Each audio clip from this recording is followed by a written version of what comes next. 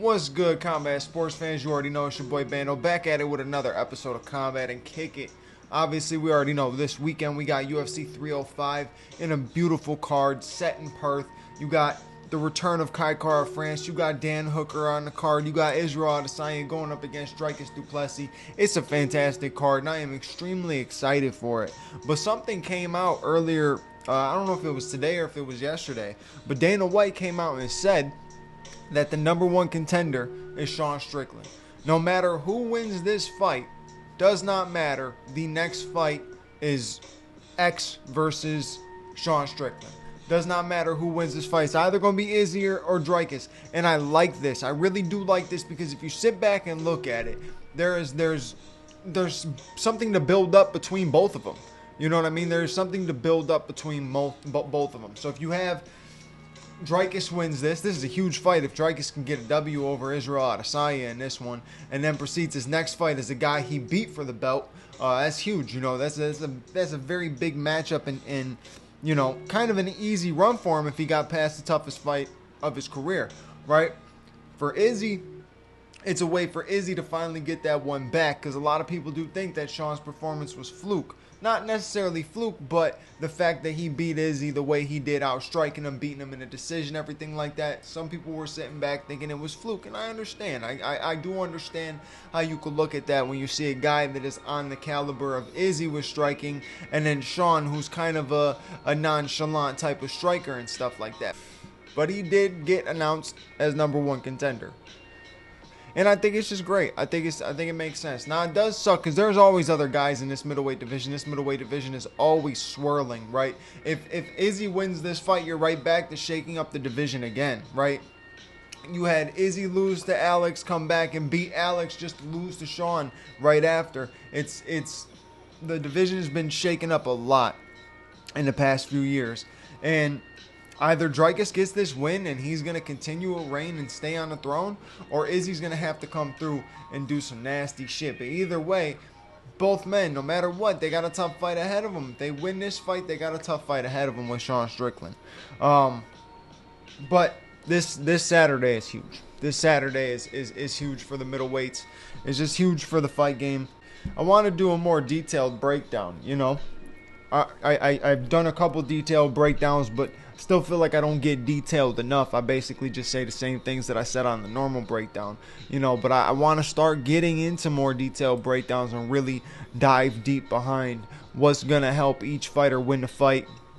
What's their strengths? What's their weaknesses? You know, for me, when I'm looking at this fight, I look at the weaknesses of Dricus of being those awkward combination that he throws. He leaves openings, right? Izzy has phenomenal timing, and we already know how timing is. Timing is major when it comes to striking, because at the right time, it doesn't even have to be the hardest of a punch. It's enough to knock somebody out, right? So Izzy's got to be on point with his timing, and he typically is on point with his timing. I think the awkwardness of Dricus, it could benefit him, and it could negatively affect him as well. So the thing about it is, if he comes into this, right, and he's just trying to get inside, just trying to get it dirty, trying to make a scrap out of it, and he could draw Izzy to that, it'd be interesting. But I just don't see that being the route for victory. I see Dricus having to do things like what Khabib did in his career, kind of throw some wild shots, throw some unorthodox combinations to force the man back, and then shoot. Dricus isn't this powerful wrestler or anything like that, but he is good on the top. He does have good ground and pound skills. I don't really know much when it comes to his submission skills, because we really haven't seen much. We've just seen him work from basically the full guard.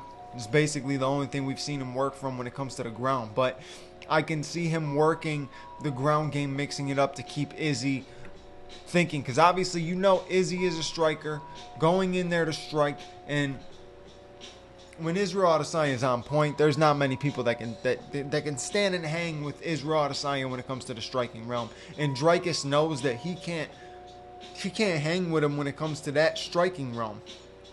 But when you mix the game up, you open up so much more.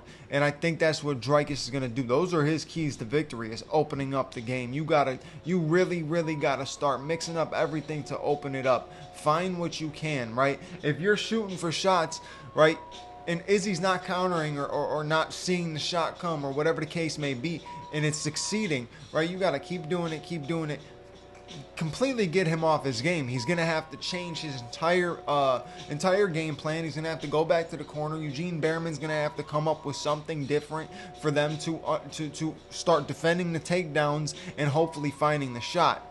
Now, here's the other thing when it comes to the takedowns, right? If you have Dricus continuously shooting, continuously pushing forward, there is one man that has phenomenal knees up the middle, and that is Israel Adesanya. So you don't want to play too many games. He might shoot one right up the middle. And with the way that Dricus shoots, if you really pay attention closely, he's shooting in a double leg. You know, it's typically shooting for a double leg, or he's going to the hips. You don't really see too much. I mean, you see a couple high crotch takedowns here and there, but he really is double legging, and he's going straight to the hips, right? He goes straight to the hips. If Izzy can stay off of the, like I said in the breakdown, if he can stay off of the cage, don't do what you did against Sean, where you're just circling this whole time with your back up against the cage. That's not going to benefit you in any way, shape, or form. Dricus is going to put the pressure on you, get in your face, and make it a dirty fight. He's going to make it a difficult fight, and he's going to mix it up. So you cannot, by any means, have your back up against the cage.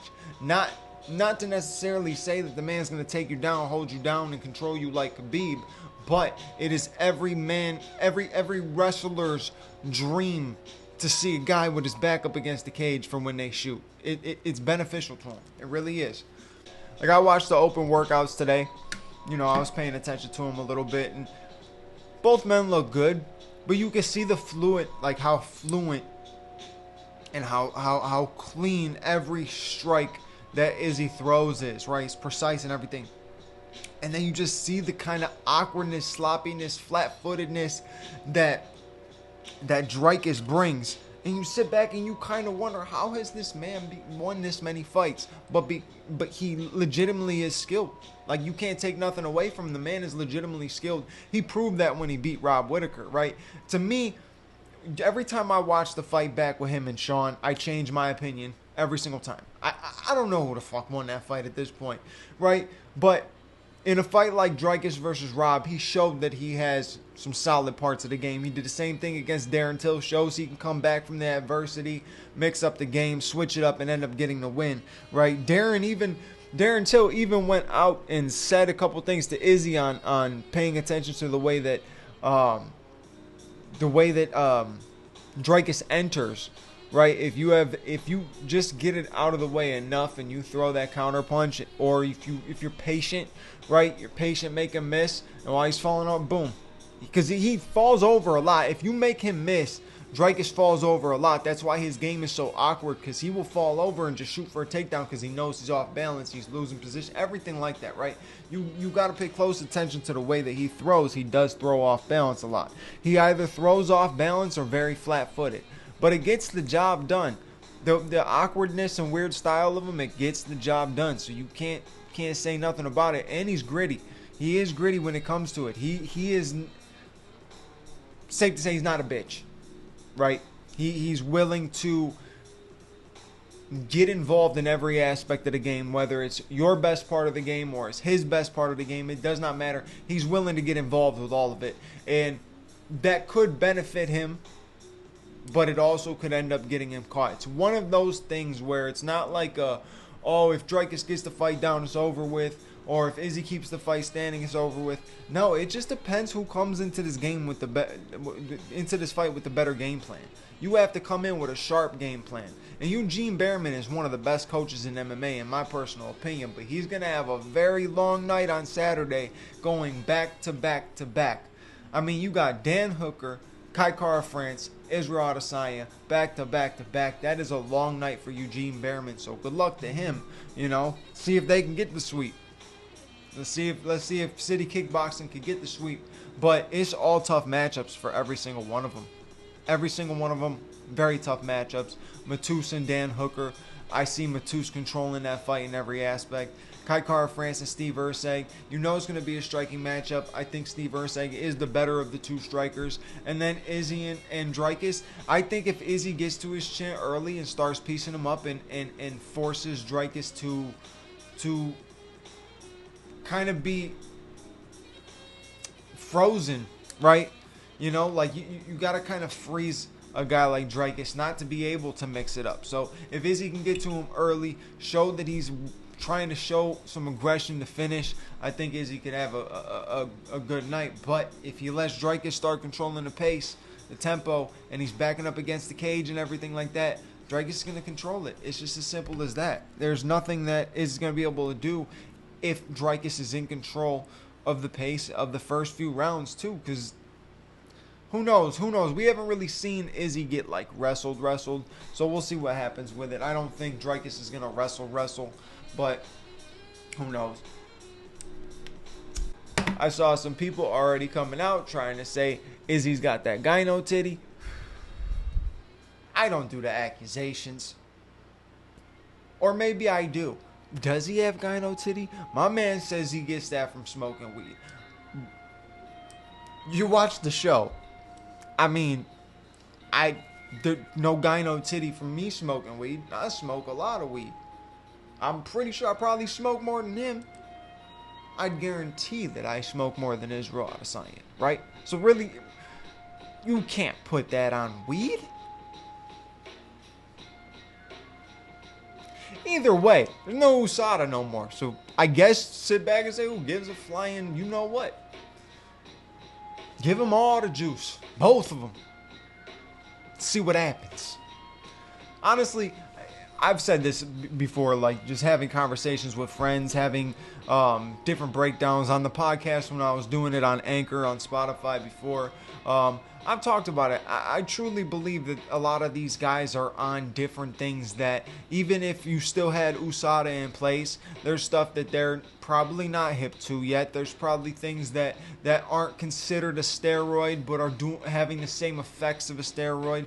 You know how science is and technology and stuff. With all the different supplements that these guys take, you mean to tell me that there's probably not something that is a little bit close to steroids that passes under the USADA, even though USADA's gone? But you know what I mean? Like, I'm telling you, a lot of these guys, like, there's no way Yoel Romero was all natural. There's no way. You cannot make me believe that man was all natural.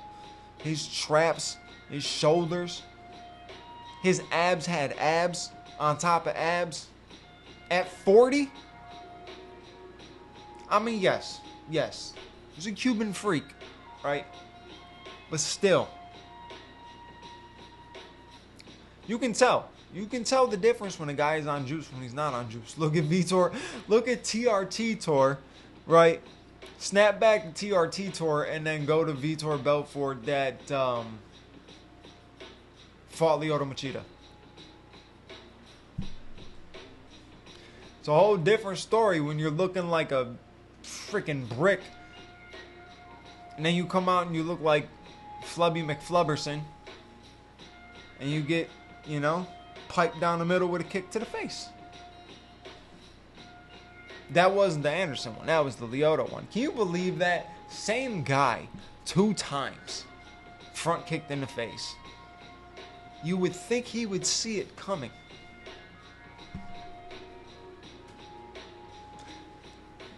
Shout out to my boy who's a big Vitor fan, because I know you're hurting every time I talk about that kick.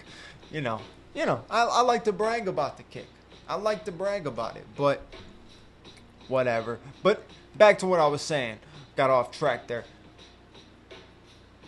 You can see a difference when a guy is juicing, when he's not juicing. John Jones, clear as day, right? Who knows what Johnny Bones is going to come back with in November if he's returning, Mr. I'm retired. Who knows, man? Who knows? Now you got Dana White saying we're not going to get Conor McGregor in 2024. We know this already, brother. We already know. We're not going to get Conor McGregor until 2027. And guess who he's going to fight? Tony Ferguson. Tony Ferguson returning for his 15th fight in a row.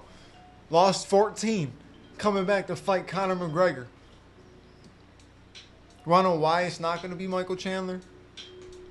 Because that man ain't getting another fight either. That man is chalk now too. Sat out for freaking 3 years, dog, waiting for this fight that was never gonna happen. Waiting for the paycheck. You gotta figure something out. You gotta figure something out now.